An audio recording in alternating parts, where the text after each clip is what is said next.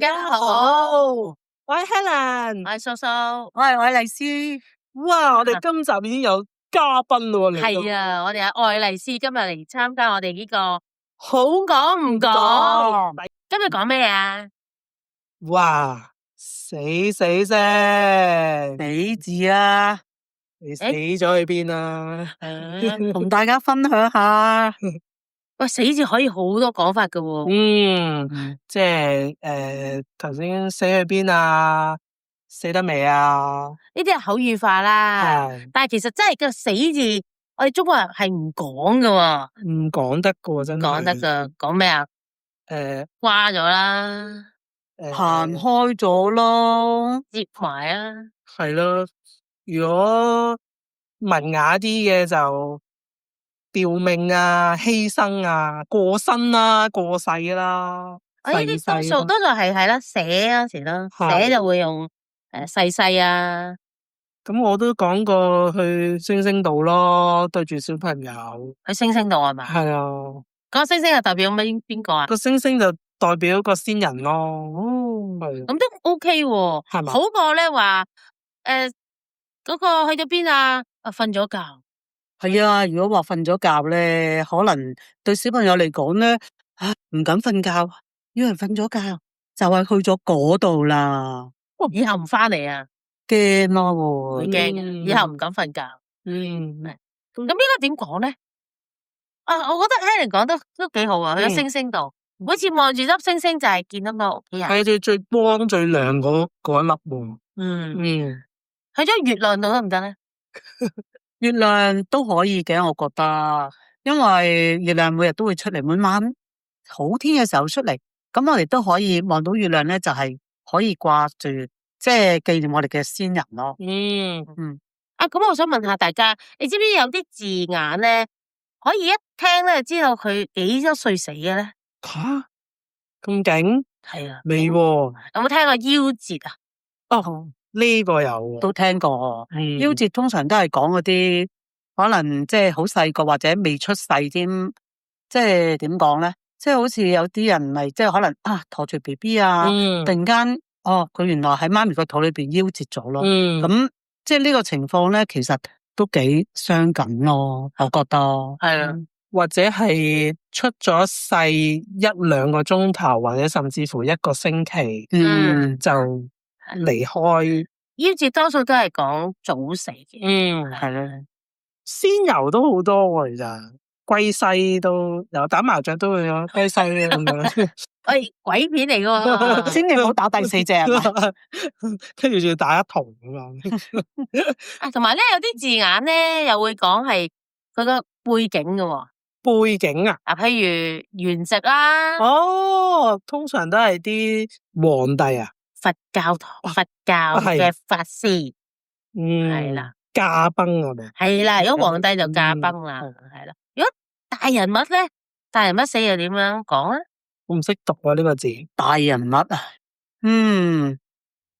壽終正寢啊，可唔可以啊？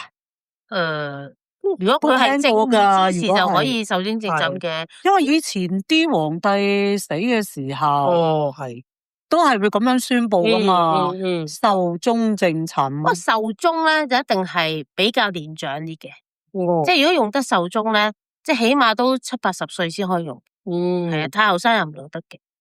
我頭先講嗰個咧，如果大人物死咧，多數用隕落咯。一粒巨星隕落。冇錯，好嘢，係俾啲掌聲嚟嘅。係啊。我又有聽過。咩通常喺啲危急嘅情況，喂，有咩3長2短啊？你又同我睇住啲細噶咯？我聽過啲老人家有講過呢個喎。其實點解用3長2短咧？我唔係好明。好問題喎呢個。3長2短咧，而我知道咧，都係講個棺材嘅。咁啊底板啦、兩邊啦、前後咪短啲嘅，3長2短。咁點解？咁如果計埋一個，應該係4長啦。點解3長咧？未蓋棺咯。所以叻女啊！係啊，Helen 係啊，就係瞻仰遺容嗰時咧，就係未計上面嗰塊咯，即係話你瞓咗喺棺材，就會叫三長兩短啦。所以衍生咧，叫三長褲短咯。係音嚟嘅啫，音嚟，變奏嚟嘅。我睇過我細個讀文言文咧，嗚呼哀哉，原來係咁嘅意思喎。真係細個唔讀書啊，真係大事啊，做運輸大王呢啲啦。另外咧，你知唔知？譬如咧，叫人咧瓜咗啦，瓜柴啦，個瓜字喺邊度出嚟咧？瓜字真係我哋煮餸嗰啲瓜。係啊，係咩？你有冇聽過冬瓜豆腐啊？有啊。哇！如果有咩事就冬瓜豆腐啊。係。其實咧，嗱，呢個又係網上搵翻嚟嘅啫，就話咧，原來冬瓜同豆腐咧，因為佢哋個質地係軟腍腍噶嘛，好易爛噶嘛，就比喻咧生命好脆弱啦。同埋咧，原來舊時啊，即係我真係好後生，我都未試過去。就係話食一餐嘅叫解胃宴咧，就有一味咧叫冬瓜豆腐呢個菜喎。我真係未食過，因為咧佢話咧，冬瓜咧就青色啦，豆腐咧就白色啦，咁咧就寓意咧個先人咧就死得清清白白。唔知啊，點解啊？唔知真定假啦吓。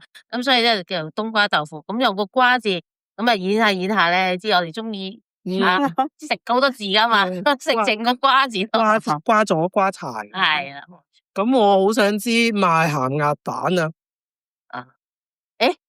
先知唔知賣鹹鴨蛋？唔知啊，真係好少聽就聽過。幾時要同啲食物係咯，死亡同食物係咯，要搞到我以後都唔敢食鹹鴨蛋。我諗真係中國人咧都係食嘢咯。唔係，其實咧話咧就係應該係福建嗰邊嘅。咁咧就賣鹹鴨蛋，即係話好似去咗閻王登記啊。係啊，去咗交登記費啊。點解咧？嗱，以前咧就係古時咧就土葬啊嘛。咁啊土葬咧好多時咧個遺體咧都有水分嘅。咁一般咧而家都係嘅。如果土葬嘅遺體咧，我哋都會擺啲物品入去咧吸濕噶。咁啊而家咧多數咧就用茶葉，係啦，同埋咧呢啲玉扣子去吸濕嘅。咁啊以前咧就會用牙灰嘅，即係香爐灰。明白。係啊，香爐灰。咁而香爐灰咧，除咗有咁嘅用途之外咧，其實咧就係醃製嗰啲鴨蛋啊，變成鹹鴨蛋。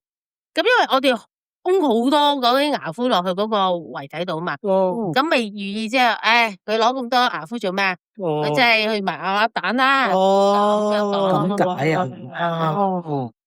不過我都有少少驚咯，而家咁樣食幾個蛋都有啲有少少忌諱喎。即係嗰啲牙灰就係同一樣嘢嚟噶。係都係嗰啲灰嚟嘅。嗰個。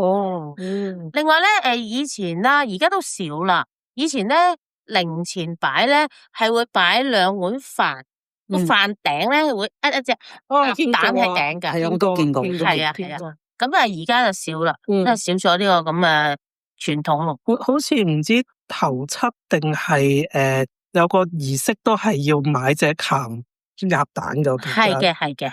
咁可能都係傳落嚟，一路傳落嚟咯。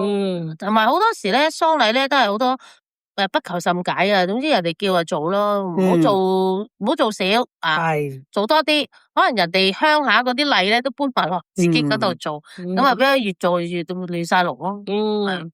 咁我問下愛麗絲啦，畢咗業而家好流行下嘅都係啊。據我所知咧，通常咧喺基督教儀式嚟講咧，就通常咧都會形容嗰個先人咧，即係佢在世嘅時候咧，即係已經完成咗神所託付佢喺地上嘅工作咯，同埋嘅即係人生咯。咁所以咧，一般嚟講都會話佢畢咗業啦，而家可以攞住張畢業證書上去天堂裏邊返天教。我中意呢個，係咪？好啊。係啊，特別係即係我本身咧都係信主嘅，都係基督徒嚟嘅。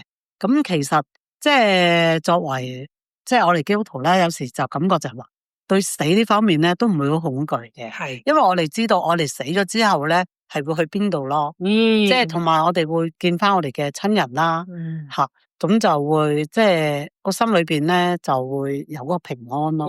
所以好多時咧就會講話翻天家啊，係啦係啦，都係好多咁樣形容嘅。係。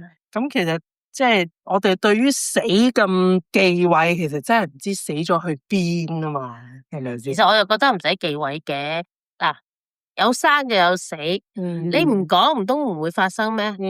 我又相信咧唔會成日講就會即刻會發生咯，可能真係，我覺得咧好多時係真係有啲譬如即恐懼啊，恐懼令到咧不如唔好講啦，希望咧唔講就唔會發生，一講就俾人鬧噶啦，你細個。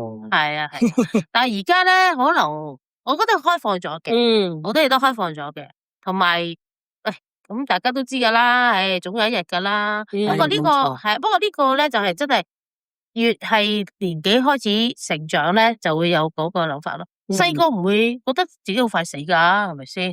正常啦，計保險即係風險嚟計都係細個係啦，好平噶嘛，買保險年紀大好多嘅，買唔到添啦，即係冇錯係啦，去到某一個年紀，咁其實都係我哋好多嘢都係我哋自己諗出嚟嘅啫。哦，係，越諗就越驚咯。其實去接觸下，譬如好似上一集我哋講墳場咧，其實真係嘅，大家可以去下墳場行下，多個景點都得噶。其實有啲墳場好靚嘅。係啊，我都認同啊，即係好似你即係薄扶林嗰啲啦，即係基督教墳場，其實咧，即係而家基本上我覺得你去到咧唔會有嗰個恐懼嘅。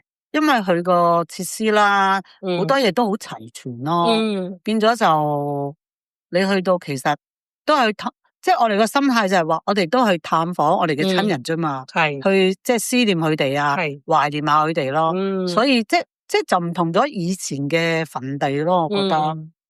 希望咧，大家聽咗呢集之後咧，大家都唔會驚咗死呢個字啦。好，咁我哋今集就嚟到呢一度啦。大家咧記得幫我哋 CLSS comment like share 同埋 subscribe，記得訂閱啦。下集再見啦，拜拜。